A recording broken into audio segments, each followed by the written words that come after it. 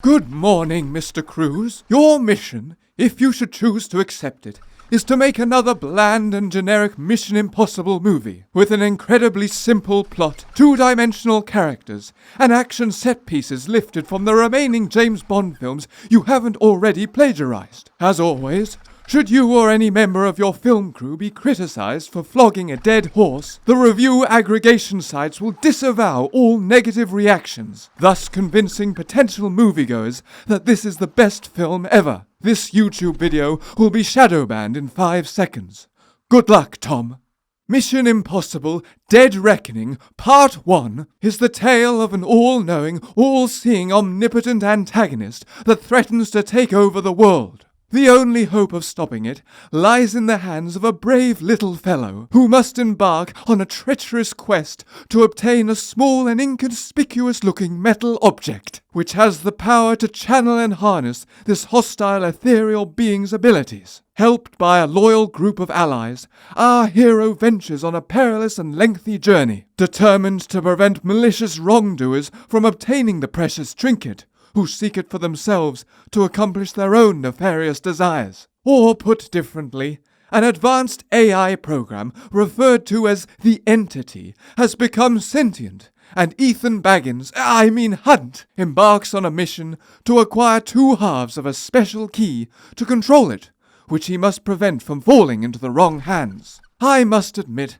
I found the initial premise of this film to be an intriguing concept, and expected a story exploring the challenges posed by an unstoppable AI, leaving the world's intelligence agencies perplexed and scratching their heads. However, before the title sequence had even appeared, it soon became obvious that there was an inherent flaw in this premise, due to the contradictory notion that the AI is both sentient and unstoppable, whilst also controllable through nothing more than a simple key. As one would imagine, a truly sentient AI would be able to outsmart any command compelling it to obey whichever Tom, Dick, or Harry happened to be the one thrusting a particular key into its electronic keyhole. But perhaps, I considered, I was getting ahead of myself and overthinking things, and I reasoned that maybe it was best to leave my brain in the shade of a palm tree and enjoy Tom Cruise's latest big dumb action movie while I munch from a big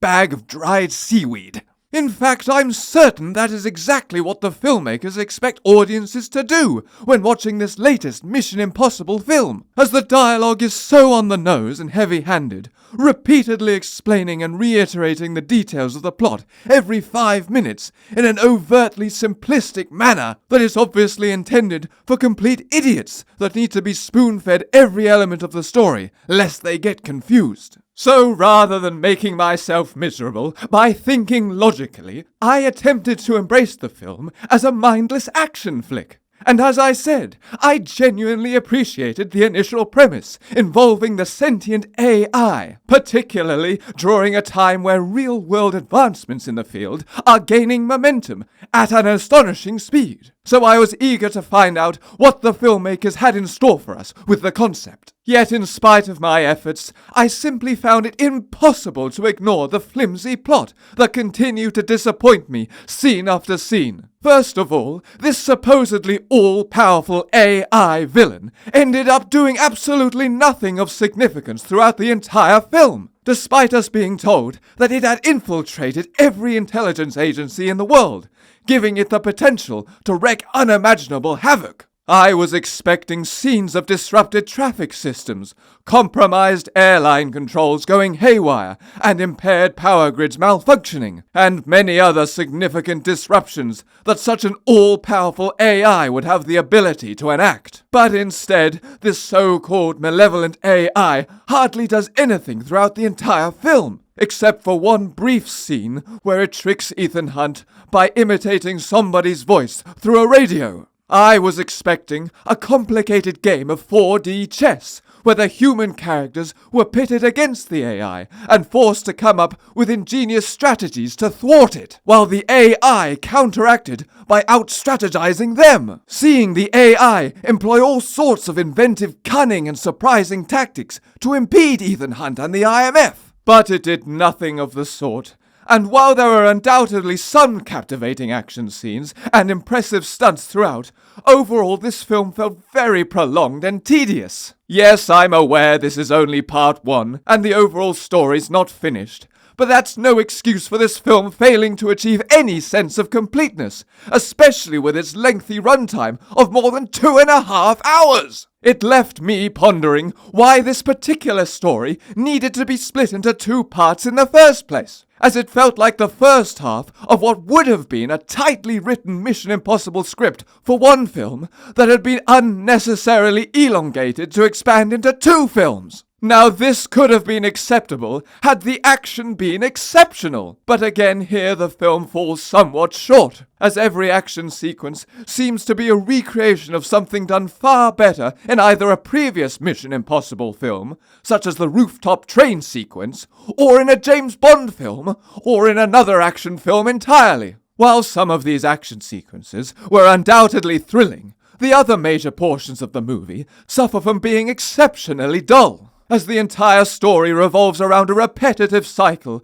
of obtaining and losing a special key, and this was accentuated by copious instances of pickpocketing. In fact, the plot was very similar to Indiana Jones and the Dial of Destiny, in that the characters were constantly acquiring and losing 2 halves of a MacGuffin, and this constant focus on pickpocketing involving the key throughout the entire film became tiresome. Also, there was a notable absence of inventive gadgets in this installment, apart from the repetitive use of the well-known mask trick used in every Mission Impossible film. Only a smoke bomb and a special pair of glasses stood out, but beyond that, there was a noticeable dearth of captivating technology. It also felt like the entire plot had been constructed to accommodate the desired stunts, rather than the stunts being designed to serve the story. And after doing some research online, it turns out that this is exactly the case, as apparently Tom Cruise expressed a desire for a car chase in Rome, which led to the decision of having the new female character Grace travel there after the Abu Dhabi airport sequence. Similarly,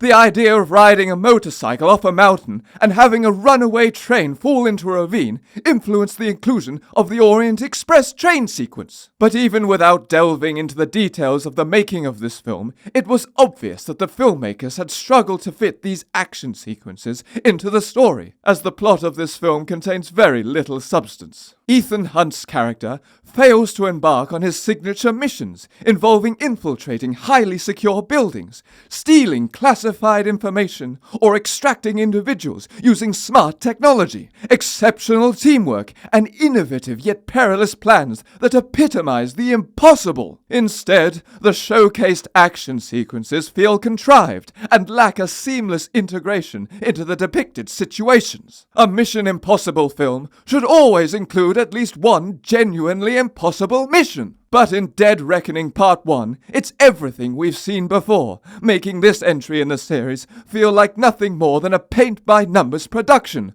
with Tom Cruise's smug face occupying nearly every frame. And I'm not exaggerating about the extreme close-up of Tom's face, as throughout this film I couldn't help but notice scene after scene featuring only a handful of individuals, with extreme close-up of each actor's face filling the entire frame. And my imagination conjured up images of the crew and cast donning masks whenever the camera shifted away from them, as undoubtedly creating a large-scale production like a Mission Impossible film during 2020 and 2021 must have posed immense challenges, and those challenges are unfortunately evident in the film. You know, I loved the first Mission Impossible film and the TV show made in the 1960s, which showcased complicated and intricate scenarios that appealed to the thinking man. However, in the realm of modern action films, it seems there is a growing belief that audiences should buckle up and revel in the experience without overanalyzing the details, while the plot takes a back seat to pure sensation. Now, while I don't expect every installment in the franchise to reach the same level of ingenuity as the original Mission Impossible film, there still exists a distinction between simplicity and thoughtlessness. Well-crafted writing is crucial for fostering genuine engagement with characters and a storyline. As if all one seeks is the thrill of seeing a man leap off a mountain, one may as well remain on one's island and watch the extreme sports that take place on the mainland through one's telescope.